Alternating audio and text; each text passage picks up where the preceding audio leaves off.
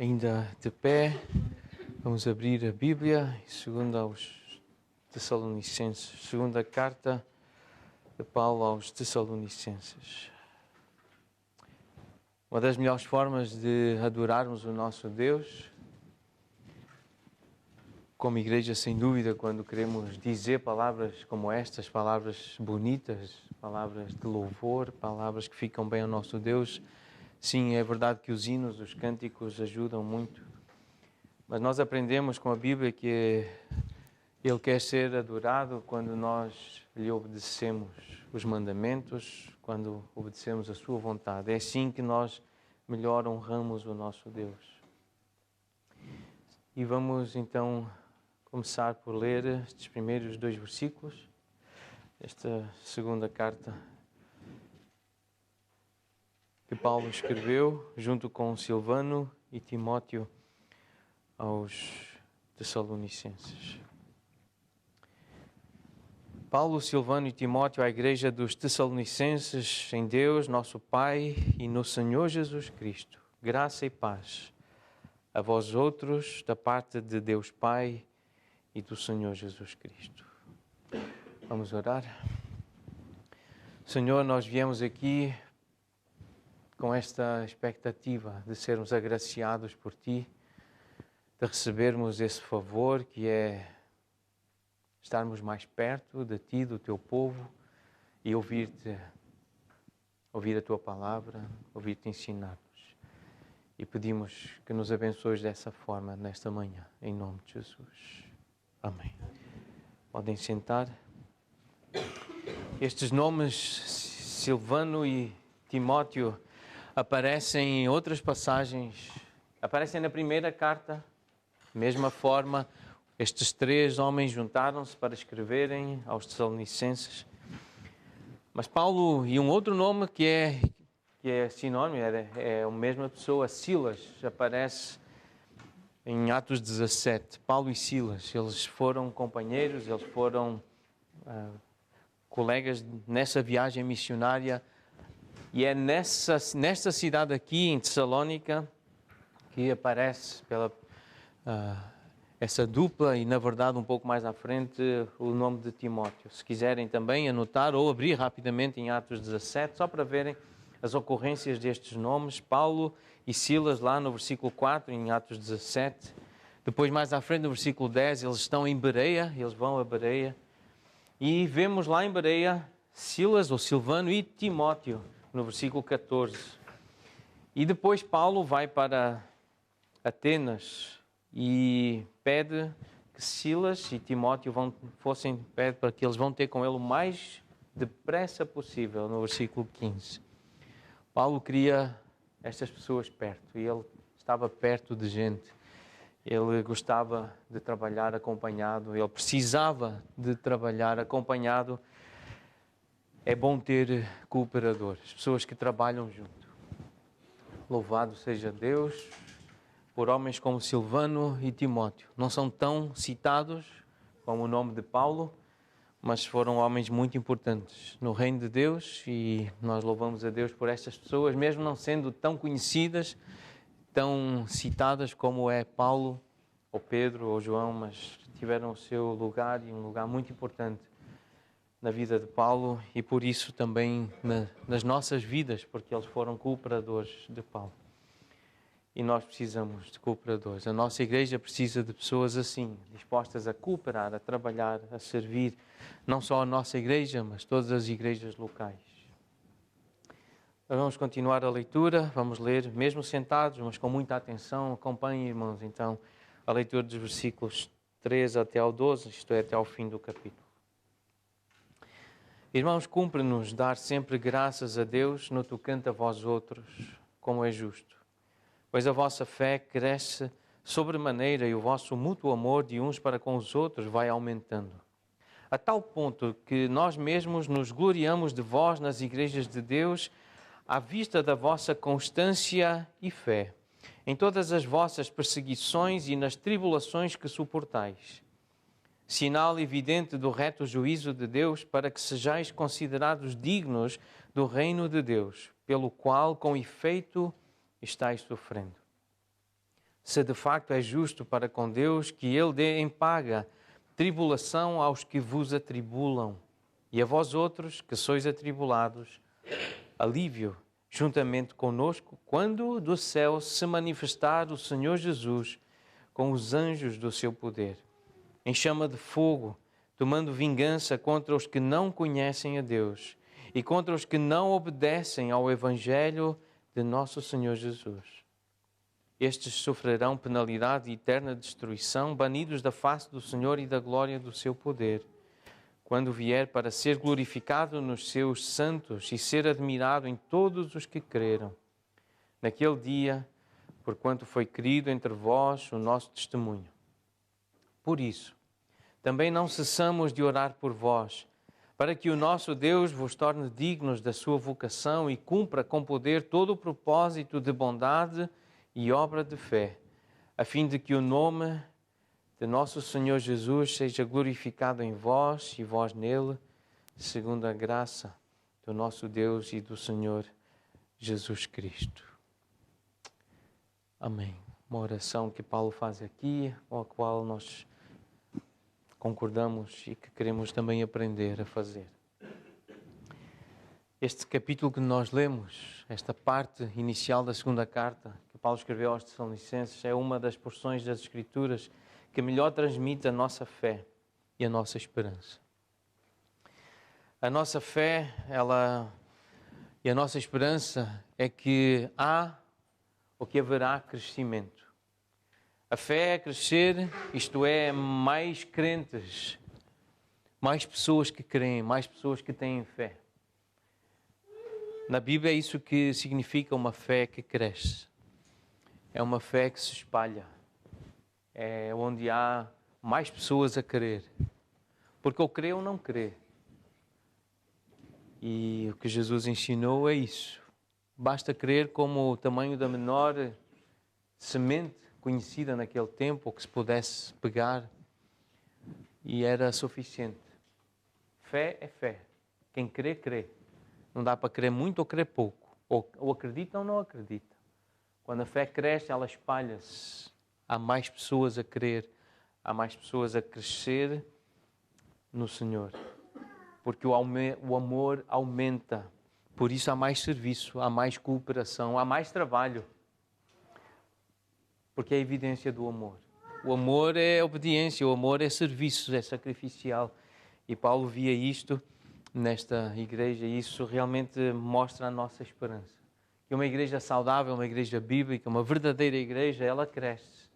Há pessoas a serem acrescentadas pelo Senhor, pelo Espírito Santo, há mais pessoas a crer, há mais atos de serviço, há mais pessoas dispostas a chegar cedo ao lugar das reuniões para poder servir os irmãos, para ficar mais tempo, usar os seus bens, os seus carros, as suas casas, para servir a Cristo, servir a igreja. Paulo viu isso e isto é fé cristã em ação. E por isso esta porção, aquilo que nós lemos aqui, descreve bem o que é a nossa esperança, a nossa fé. Mas estes versículos, especialmente o versículo 5, quando faz menção do reino de Deus e especialmente o versículo 7, que fala da manifestação do Senhor Jesus com os anjos do seu poder. Mais à frente, no versículo 9, fala da possibilidade de ver a face do Senhor, a glória do seu poder. E no versículo 10, essa glória que está percebida e que é admirada nos seus santos, que são os crentes, os que creem. Esta é a manifestação do Senhor Jesus. Um dia será percebido claramente por todos, todos verão Jesus, a sua glória, o seu poder, mas por enquanto ele vai se manifestando, ele vai dando a sua imagem, vai restaurando o seu caráter aos seus filhos. Um dia a sua glória será vista nos crentes, será vista perfeitamente no seu corpo. Um texto muito bonito. Esta é a nossa esperança. Isto descreve aquilo que é ser igreja, que é a fé cristã. E vemos aqui descrita nesta passagem. Então esta passagem mostra razões, ou principal razão, as principais razões, porque nós estamos num lugar como este. Estamos juntos aqui. E porque é que nós queremos que mais lugares como este se espalhem pelo nosso país, que novas igrejas bíblicas sejam estabelecidas em Portugal. Aqui está a razão. Porque é que nós queremos que haja mais igrejas, que haja mais lugares como este que se abrem para reuniões assim como esta que nós temos. Eu gostaria de destacar aqui uma palavra que nós acabamos de ler e ela é muito importante. Esta palavra aparece apenas uma vez aqui neste capítulo, mas depois nós vamos vê-la de novo no final desta carta. E essa palavra está no meio do versículo 4, é a palavra constância. Nós já lemos o contexto em que ela aparece.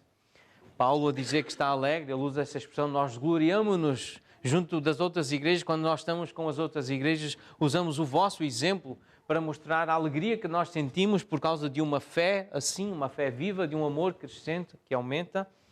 Mas ele diz a razão é a vossa constância. Uma palavra muito bonita, muito importante na fé cristã. Constância.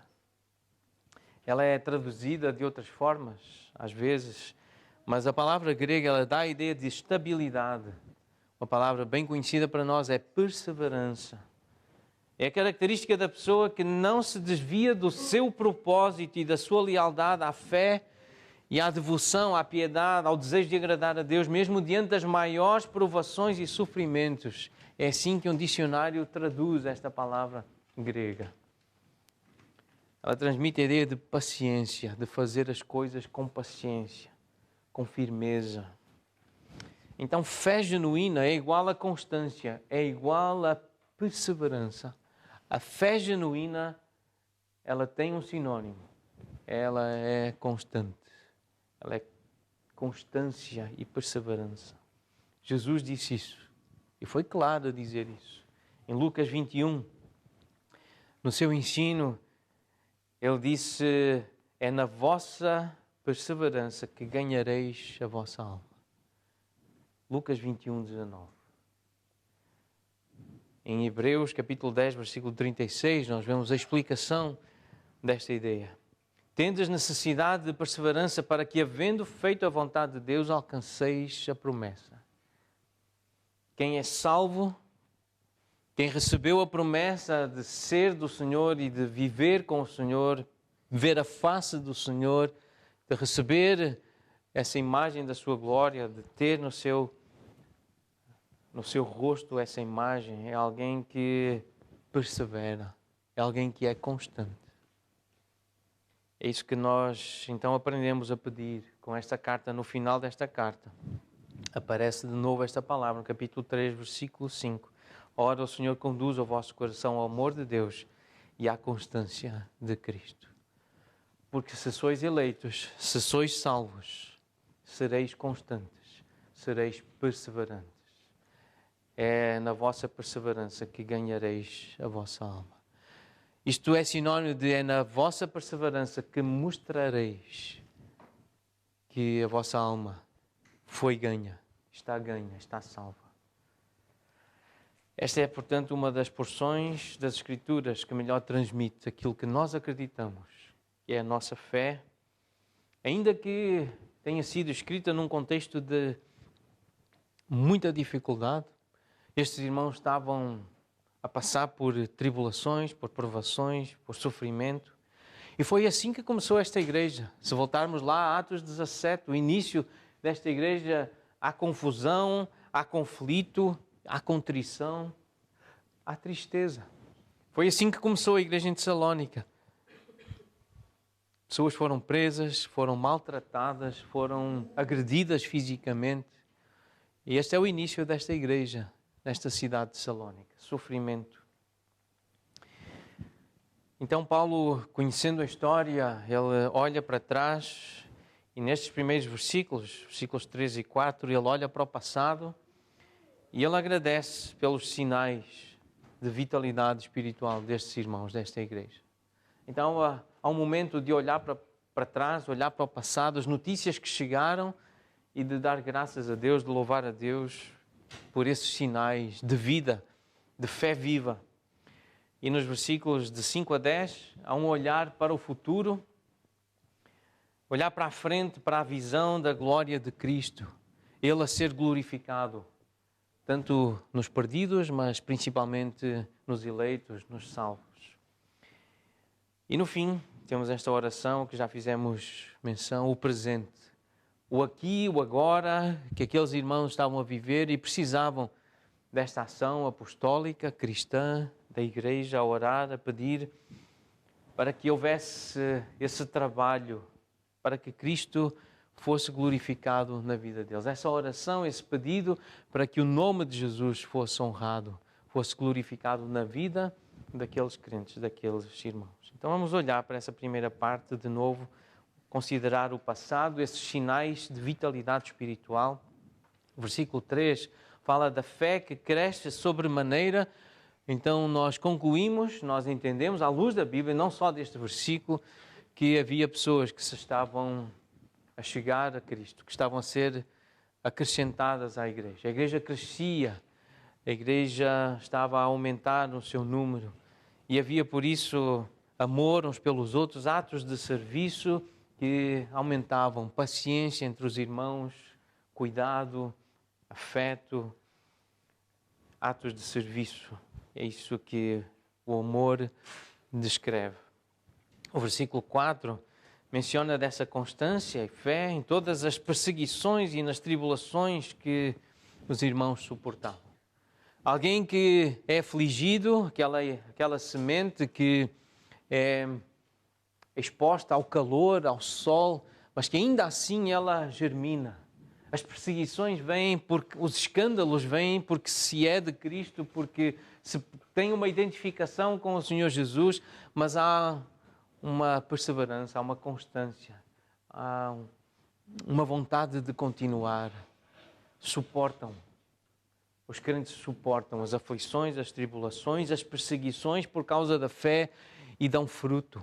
Há sinais de vida, há sinais de vitalidade, apesar das dificuldades, dos problemas, das perseguições, mas há constância. Mais à frente, no versículo 5, também há uma menção de sofrimento, no final do versículo 5. Mas quando uma igreja está alicerçada na sua fé, ela será frutífera no seu trabalho. Quando o alicerce é este tipo de fé, esta fé viva, esta fé verdadeira, há fruto, há fruto. Quando uma igreja está alicerçada em Cristo, na sua fé, a convicção, na crença, não no ambiente, não nas amizades, não nos relacionamentos de identificação apenas por interesses de entretenimento, mas quando é na fé, é na doutrina dos apóstolos, é nas convicções, é nas promessas de Deus, essa igreja será frutífera no seu trabalho. Ela vai crescer. Embora os crentes desta cidade não estivessem isentos de dificuldades, de desafios, de problemas, o amor deles uns pelos outros estava a crescer e a constância e a fé eram notáveis.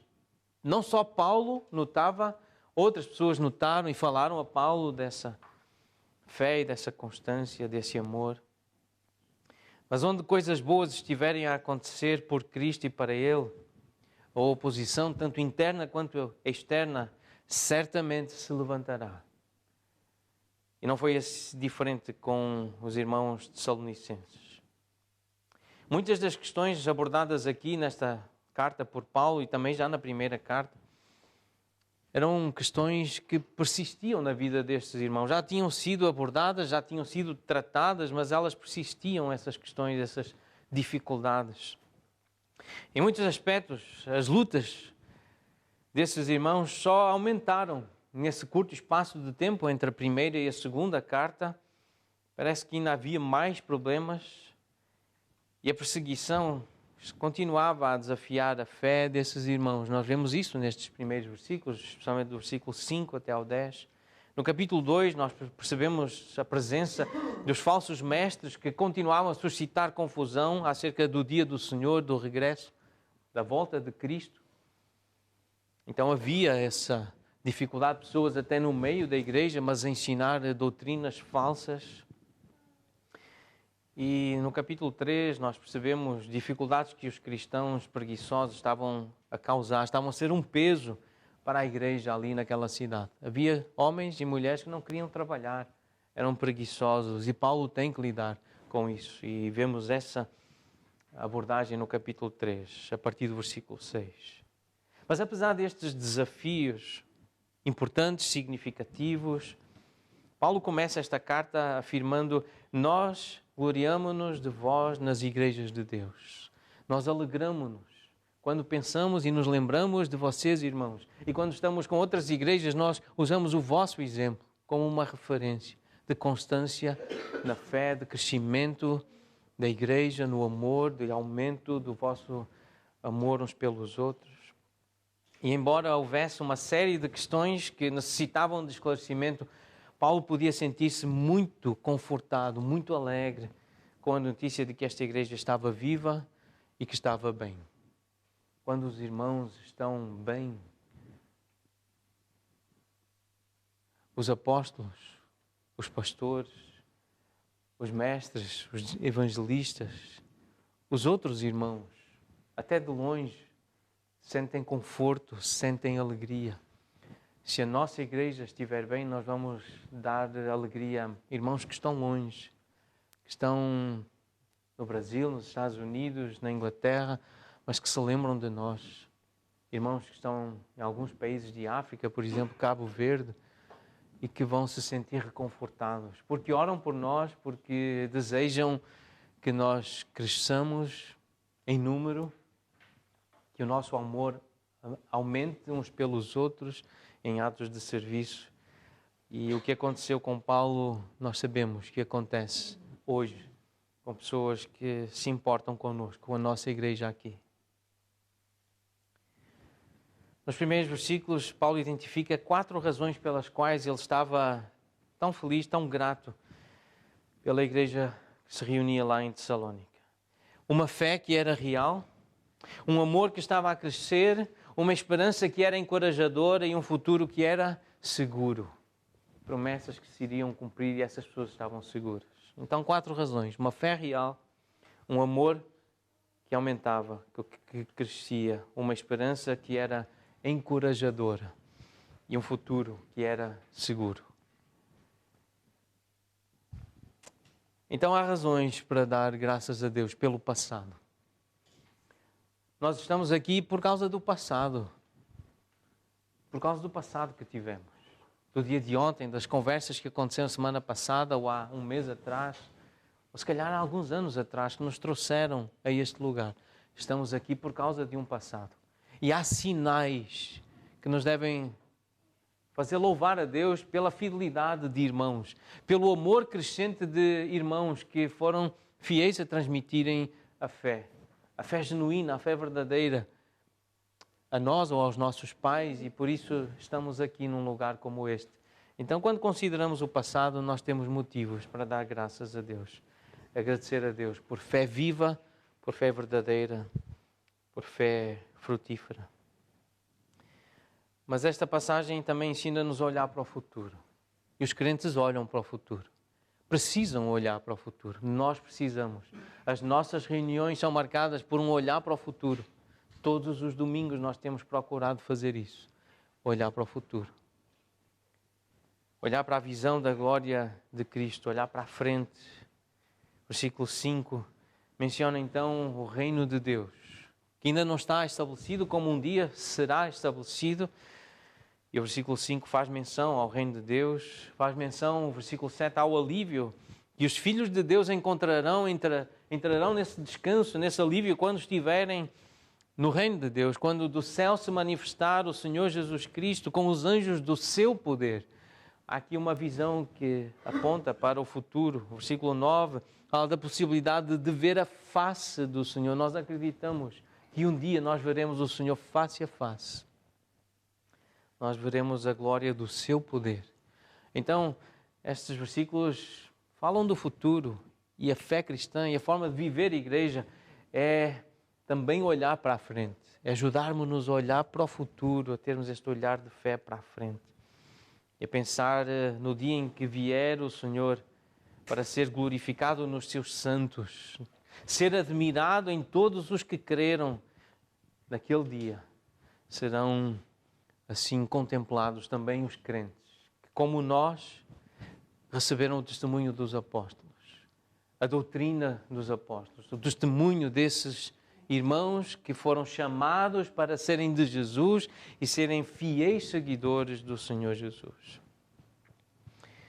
Então estamos a ser também por esta passagem convidados, chamados a olhar para o futuro. Há um versículo difícil aí, versículo 5, a linguagem não é tão fácil de entender, essa expressão que está aí, sinal evidente do reto juízo de Deus, para que sejais considerados dignos do reino de Deus, pelo qual com efeito estáis sofrendo. O que é isso de sinal evidente do reto juízo de Deus?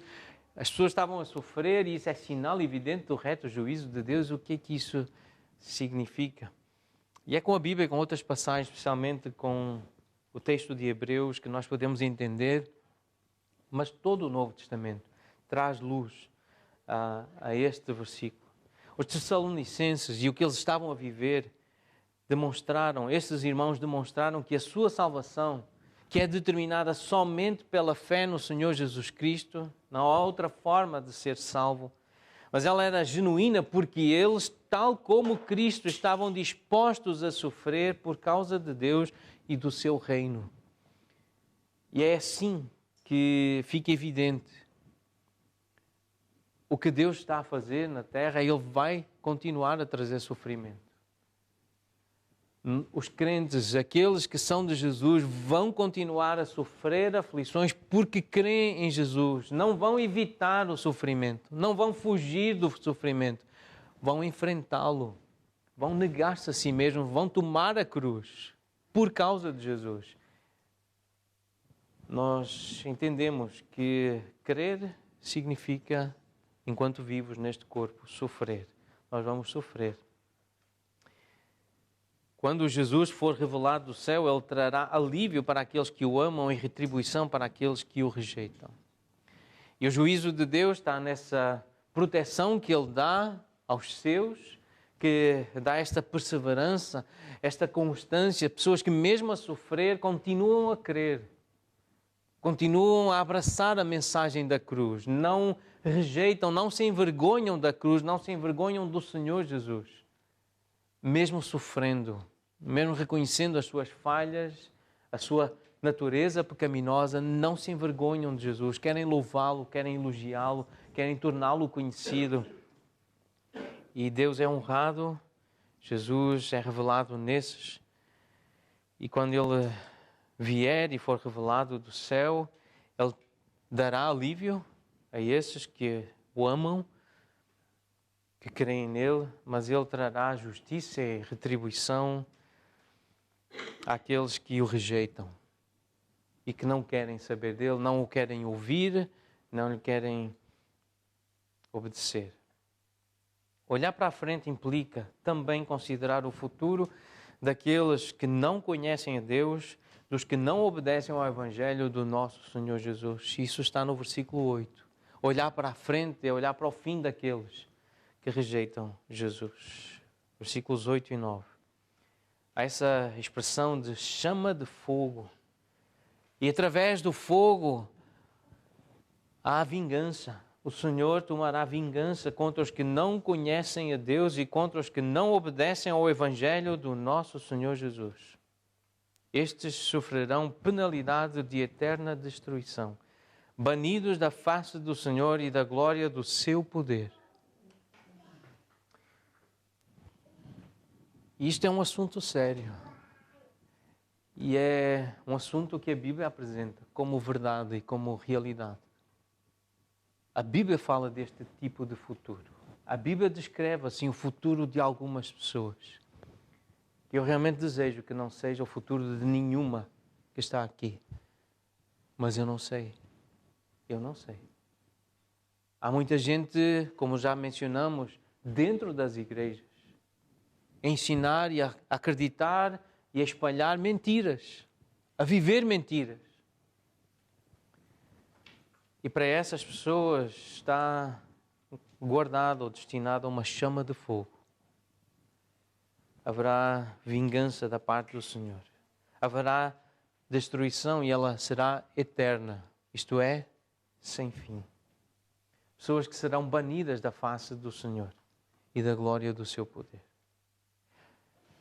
Os ímpios que perseguem os piedosos nem sempre recebem o reto juízo nesta vida. Os ímpios, os incrédulos, os descrentes que ridicularizam os crentes, que procuram desanimar os crentes, que procuram até fazer mal aos crentes, alguns nesta vida eles não vão receber a justa punição. E de facto na Bíblia nós encontramos que esta aparente prosperidade dos ímpios, dos incrédulos, dos descrentes, as dificuldades que os crentes enfrentam e atravessam, isto tem sido um problema ao longo dos séculos, ao longo das gerações. Tem sido um problema para muitos filhos de Deus, para muitos crentes. Asaf foi um deles. O Salmo 73 apresenta essa dificuldade de Asaf lidar com essa aparente prosperidade e essa felicidade dos ímpios, em contraste com o sofrimento dos crentes, aqueles que procuram agradar a Deus e fazer a vontade de Deus, mas parece que os que querem agradar a Deus são os que estão mal, que estão errados, que estão a sofrer. O Salmo 73 fala disso. O Salmo 12, Jeremias, no capítulo 12, Jeremias também expressou essa dificuldade. Eu vou ler o versículo 1, Jeremias 12, se quiserem abrir e acompanhar. Diz assim Jeremias ao Senhor: Senhor, Tu és justo, mas eu entro contigo num pleito. Falarei contigo dos teus juízos. Porque prospera o caminho dos perversos? Pergunta Jeremias. Por que é que eles vivem em paz? Aqueles que procedem perfidamente. Os perversos, parece que vivem em paz e o teu povo está a sofrer. Não foi só Asaf, também Jeremias e Abacuque. Primeiro capítulo de Abacuque. Deus, como é que é possível? Usares dos caldeus, usares dos ímpios. Abacuque também expressa essa dúvida, esse incômodo. A pergunta é: por que viver uma vida piedosa deve ser uma escolha se a principal experiência da vida de piedade é o sofrimento? É uma garantia que Paulo dá a Timóteo no capítulo 3 da segunda carta. Os que querem agradar a Deus serão perseguidos. É um facto. Por que escolher então agradar a Deus? Por que viver para Deus? Os Tessalonicenses demonstraram que a sua salvação, determinada somente pela fé no Senhor Jesus, era genuína porque eles, tal como Cristo, imitando Cristo, estavam dispostos a sofrer por causa do Evangelho, por causa de Deus, por causa do reino de Deus. Então, como cristãos, nós devemos viver para a eternidade, não apenas para a história, para aquilo que nós vivemos e podemos experimentar aqui na terra. De facto, viver tendo em vista os valores da eternidade é o que dá sentido à vida cristã hoje. Nós andamos por fé e não pelo que vemos. Isto está em 2 Coríntios, capítulo 5, versículo 7. Nós andamos por fé. Nós olhamos para a frente. Nós somos ensinados a olhar para a frente e para cima e para aquilo que o Senhor vai dar aos justos, justificados, aos crentes, aqueles que receberam a graça de crer. Mas também nesta passagem podemos ler acerca do tipo de futuro que o incrédulo enfrentará. Tribulação, versículo 6, chama de fogo, versículo 8, vingança, penalidade e eterna destruição, versículo 9. É isso que os incrédulos, quem não crê, quem não quer Deus, não quer acreditar em Deus, vai enfrentar. Quer acredite, quer não. Não importa se acredita. Só vai enfrentar. Não crê, vai experimentar o fogo. Vai ser banido da face do Senhor. Deus vai vingar, Deus vai castigar, Deus vai punir. Ele vai trazer sofrimento. Quer acredite, quer não. Mas é o que vai acontecer. E o crente, porque crê e olha para a frente, diz: eu não quero isso. Senhor, tem misericórdia de mim e salva-me. Salva-me da minha iniquidade, da minha perversidade, da minha incredulidade, da minha desobediência. Salva-me. O mundo que rejeita Cristo receberá de Deus exatamente o que deu a Cristo, o que deu ao seu povo. Alguém disse que quando Deus recompensa, Ele paga em espécie. Espécie dá essa ideia de é na mesma moeda. Quando Deus recompensa, Ele paga em espécie.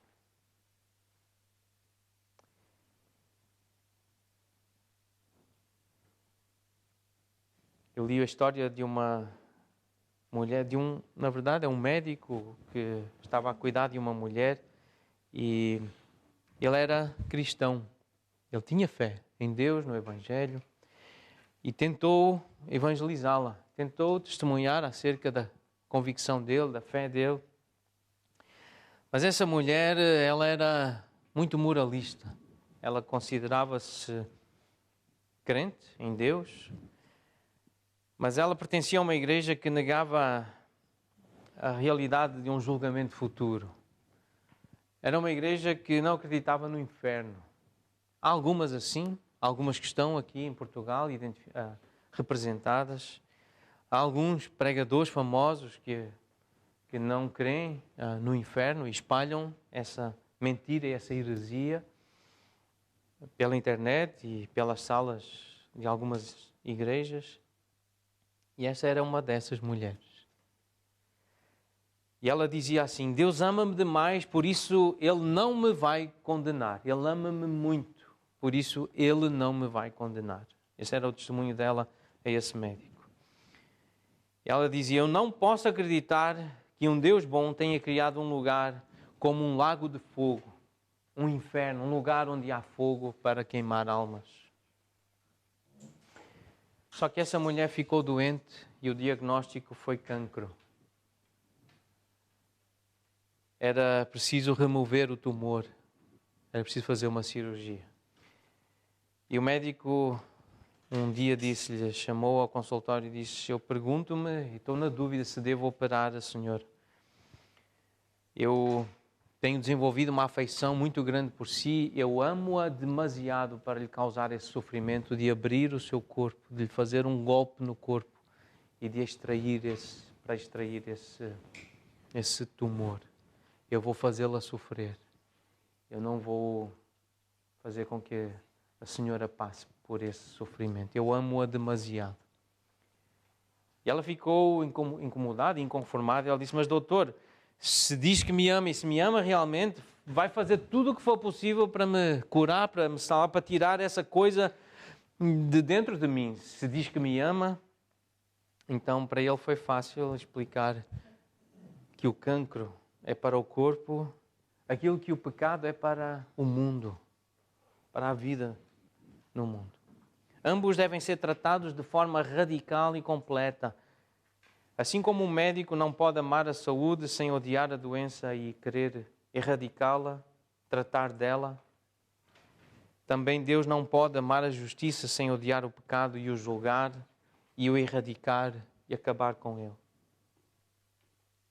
Se um médico ama um paciente, ele quer cuidar e ele vai querer erradicar a doença. Se Deus ama um pecador, ele vai querer cuidar dele e erradicar o pecado, e justificá-lo, e santificá-lo, e purificá-lo.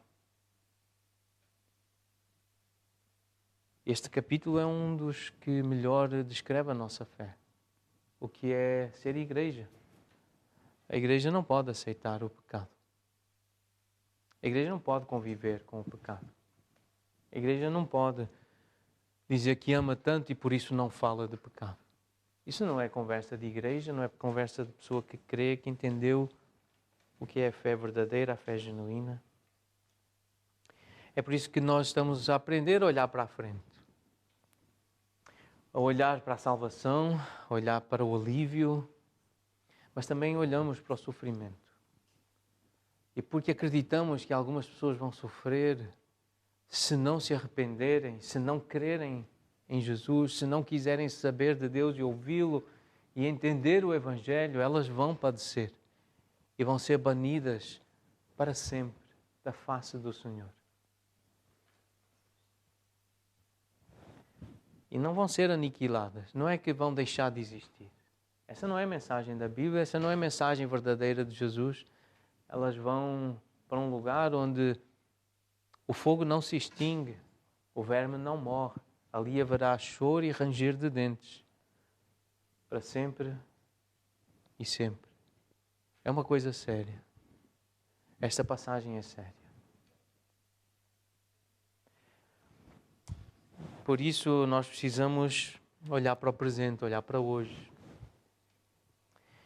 e aprender a trabalhar para Cristo, para que Ele seja honrado, glorificado nas nossas vidas. O versículo 11 tem esta oração: que o nosso Deus vos torne dignos da sua vocação e cumpra com poder todo o propósito de bondade e obra de fé. Que o nome do nosso Senhor Jesus seja glorificado em vós e vós nele. Isto é obra de fé. É honrar Jesus com o nosso testemunho, com as nossas palavras, com as nossas decisões, as nossas escolhas. Isto é ser crente e nós queremos aprender a ser crentes e orar para que sejamos crentes aqui e agora, no presente. Aprendemos a orar com o apóstolo Paulo, a pedir a Deus isto, que Ele nos torne dignos também a nós dessa vocação, desse chamamento, dessa eleição. Somos dele e que Ele nos ajude a trabalhar para Ele. E no seu amor e pela sua graça, Ele dá-nos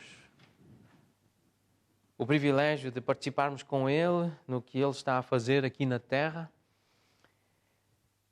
No entanto, enganam-se aqueles que pensam que podem contribuir de alguma forma para o que Deus está a fazer aqui na terra. E é uma afirmação muito sábia, muito sensata esta. Considerar que o nosso trabalho contribui para a obra de Deus é sugerir que Deus precisa de nós para garantir o seu sucesso. A verdade é que Deus não precisa de mim, nem precisa de ti para realizar a sua obra, porque Ele pode viver perfeitamente bem sem nós e realizar os seus planos sem qualquer um de nós. Contudo, Ele não se contentou em fazer tudo sozinho. Ele graciosamente estende-nos um convite para participar no que Ele está a fazer no mundo. Nós temos o privilégio incrível de nos juntarmos a Ele num empreendimento que tem a garantia de ser bem-sucedido. Essa garantia é o que torna a nossa participação no trabalho da igreja algo tão gratificante, tão estimulante. E ontem nós tivemos a oportunidade, alguns de nós, de estar numa outra sala de uma outra igreja, ouvir um irmão que de forma tão competente, tão bem-sucedida, transmitiu a importância de nós sermos evangelistas, de partilharmos o Evangelho. O pastor Alex Mello, ele usou uma ilustração muito bonita sobre esta ideia que acabamos de transmitir. Ela inclusive usou a figura, assim, usou a Graça e a Ana como uma possibilidade que eu creio que até aconteceu assim. Não sei se a Ana tinha 3 anos na altura, mas já aconteceu em algumas circunstâncias muito semelhantes e talvez outras famílias se revejam nesta possibilidade, nesta história, nesta possível correspondência com a realidade. Imaginar a Ana com 3 anos e a Graça convida a Ana para fazer um bolo para agradar ao pai. Então chama e vão para a cozinha fazer um bolo. A Aninha tem 3 anos, ou tinha 3 anos na altura. Então começa lá com as farinhas e com os ovos e a pergunta é, ela mais ajuda ou atrapalha? Às vezes mais atrapalha do que ajuda, porque mal sabe abrir o ovo e pesar a farinha e no caso especial da Ana, mal sabe segurar nas mãos os ovos e a farinha. Então imaginar como é que ficaria, não é? A cozinha com uma criança de 3 anos a ajudar a mãe. Mas a mãe sabe fazer um bolo. a mãe sabe abrir ovos e preparar a farinha. E no fim, depois do bolo pronto, quem é que vai ter com o pai e dizer: pai, olha o bolo que eu fiz para ti? É a Ana, com 3 anos. Ela não fez nada. A mãe fez tudo.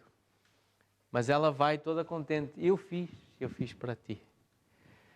E é assim que nós nos comparamos. Essas crianças incompetentes, incapazes, não sabem nem podem fazer nada de jeito. Mas Deus usa.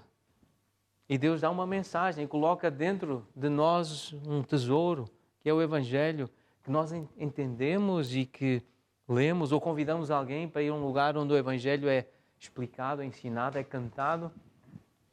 E temos essa alegria de dizer a Deus: Deus, fui eu que fiz, fui eu que convidei, fui eu que entreguei o folheto. Deus, eu fiz para ti. E é Deus que faz, é Deus que... É o Espírito dele que capacita. Uma palavra muito sensata. Saber que não depende de nós. Contudo, Deus quis nos colocar neste empreendimento de levar esta mensagem. A mensagem do seu amor, da sua justiça, do seu perdão, mas também da sua vingança aos homens, à humanidade. Por isso, apesar dos muitos desafios, apesar dos contratempos, das frustrações, nós podemos estar confiantes de que o trabalho será bem sucedido. Por outras palavras, nós, uma vez que sabemos que estamos na equipa que vai vencer, nós não temos medo de dar tudo em campo, uma linguagem do desporto. Nós vamos dar tudo. Vamos dar o nosso melhor. Sabemos que estamos do lado vencedor. Nós estamos animados, entusiasmados com as promessas que Deus fez e que cumpriu, e por isso as que Ele fez, que ainda não cumpriu, mas que cumprirá. E nós fazemos. Fazemos por Ele, fazemos para Ele, fazemos com Ele, porque uma vida fácil pode levar a uma fé superficial. Se nós só quisermos uma vida tranquila e mansa, e é verdade que a Bíblia nos ensina a pedir e a orar assim, uma vida tranquila e mansa, mas só tranquilidade e mansidão e moleza e facilidades não nos dá uma fé provada, uma fé forte, uma fé profunda, uma fé como nós queremos ter. É por isso que Deus permite coisas difíceis e está a trazer coisas difíceis à nossa igreja. Nós estamos a viver um momento difícil como igreja. Paulo escreveu palavras de encorajamento aos cristãos tessalonicenses, não só durante as perseguições, mas também durante aquelas pressões da vida cotidiana, das coisas do dia a dia. E a pergunta que podemos fazer é: como é que essas palavras de Paulo nos podem encorajar quando nós enfrentamos as pressões da vida? Lidar com colegas ou com pessoas que estão em autoridade na nossa vida, que são ímpias, que são más, que são perversas. Como lidar com essas questões? Até às vezes com parentes, com família, com vizinhos. Como é que essas palavras de Paulo nos podem encorajar, nos animar? Nós estamos aqui para aprender a ficarmos animados, encorajados com a palavra de Deus, com as promessas do Evangelho. Nós sentimos-nos inspirados, nós sentimos-nos encorajados quando vemos alguém lidar com um momento difícil de forma graciosa, de forma fiel, tal como Paulo se sentiu encorajado ao observar esta igreja. Nós precisamos de irmãos que sabem resistir às tentações, às provações, que passam pelas provações, pelas dificuldades de forma graciosa e fiel e transmitem essa constância na fé. E podemos lembrar de alguns. Alguns já morreram, os seus livros permanecem, as suas histórias, as suas biografias, mas alguns estão a andar entre nós.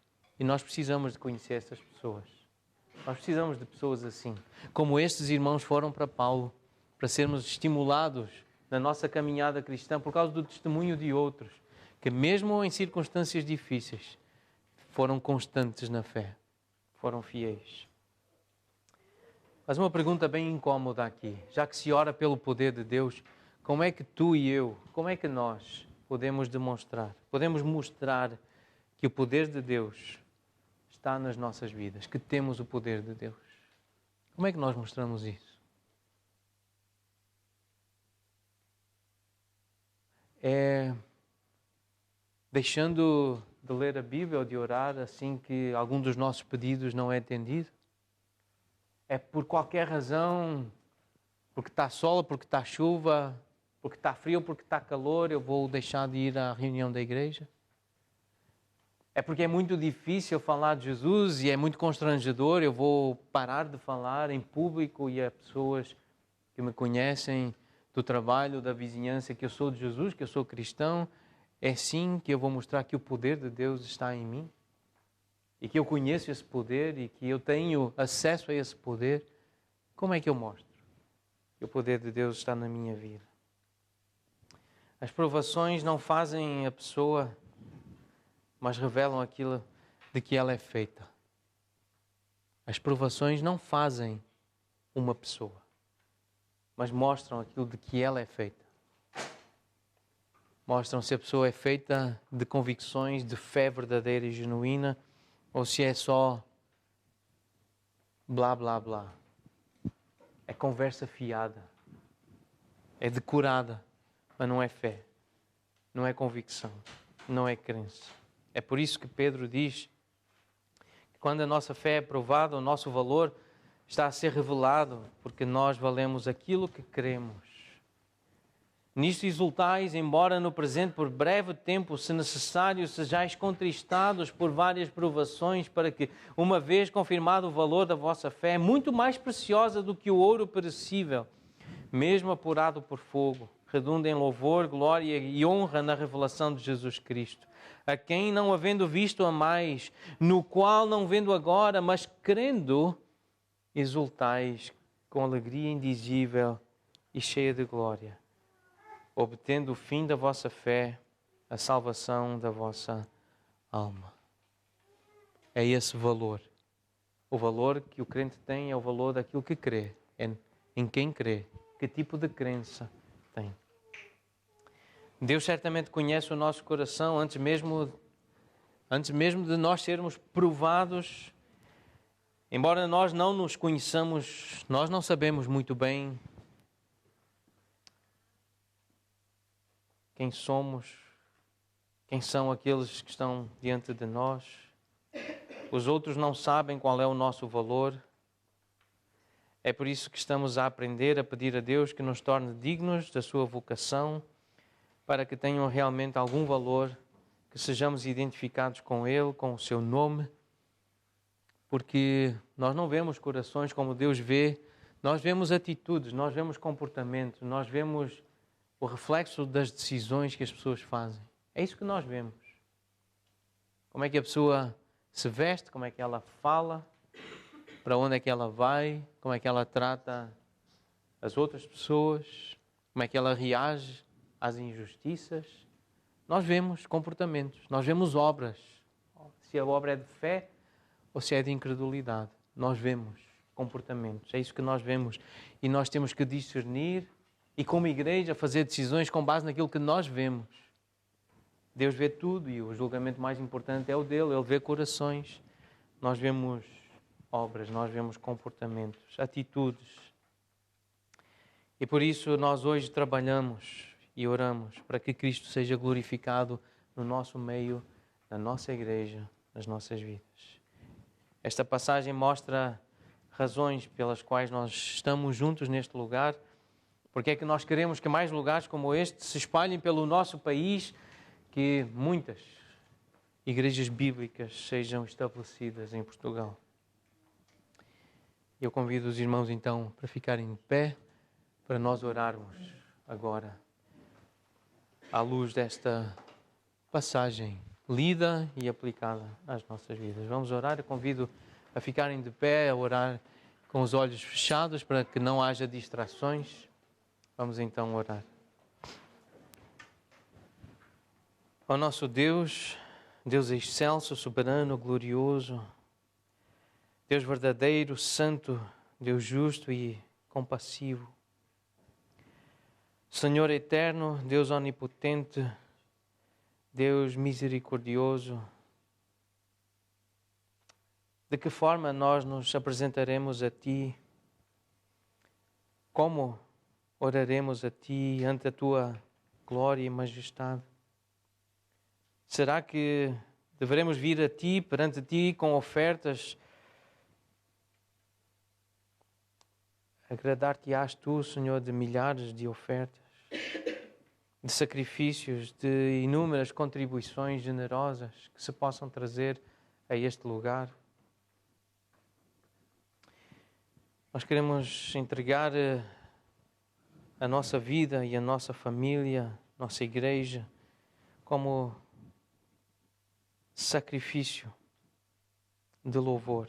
Sabemos que Ele não é suficiente para nos livrar da culpa do nosso pecado. Mas queremos Te dar graças porque enviaste o Teu Filho como prova do Teu amor por nós.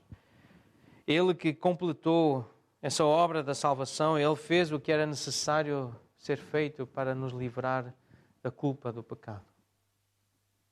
E por isso nós queremos Te dar graças.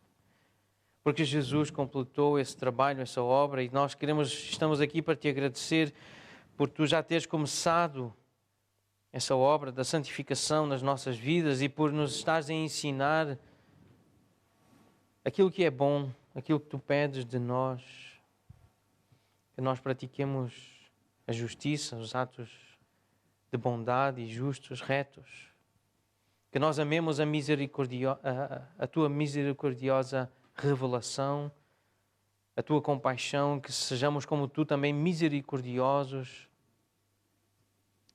e que andemos humildemente contigo, dispostos a aprender, a ser usados da forma que Tu quiseres usar as nossas vidas. Senhor, obrigado por todos os exemplos de fé e de amor que nos tens permitido conhecer. Obrigado, Senhor, pelas tribulações, provações que têm nos ensinado a perseverança, a constância da fé. Obrigado, Senhor, pela esperança consoladora que nós temos de sermos considerados dignos do Teu reino e da glória do Teu poder. Olhar para a frente, olhar para cima, olhar para o futuro e vislumbrar essa alegria. Senhor, nós suplicamos que nos concedas a graça de sermos tornados dignos da Tua vocação, agindo de forma coerente com a nossa identidade de cristãos, tendo uma vida marcada pela bondade e por poderosas obras de fé, a fim de que o nome do Teu Filho, do nosso Senhor Jesus Cristo, seja glorificado em nós e que nós sejamos também glorificados nele, segundo a Tua maravilhosa graça. Nós agradecemos-Te pelas nossas famílias, por nos ensinares tanto do Teu amor pela humanidade, através do amor que Tu colocas no nosso coração pelos nossos, e também colocas no coração deles por nós. Nós rogamos, Senhor, que Tu derrames ainda mais do Teu amor em nós para que nos amemos de forma a que todos conheçam que somos discípulos do Teu Filho amado, que a fé deles não desfaleça, mas que cresça sobremaneira. Faz crescer, Senhor, a fé entre os nossos parentes, os nossos familiares, os nossos queridos, os nossos amados. Senhor, obrigado por cada irmão que faz parte desta igreja que se reúne neste lugar. Senhor, nós louvamos-Te pelo Teu poder e pelo grande milagre da salvação que realizaste em cada uma das nossas vidas. Suplicamos, Senhor, por poder para que a Tua igreja aqui representada seja coerente com aquilo que diz crer que Tu és.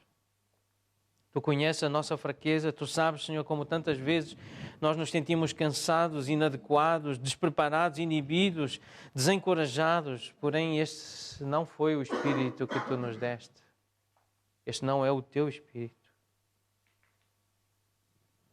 O Teu Espírito é um Espírito de poder, de amor, de moderação.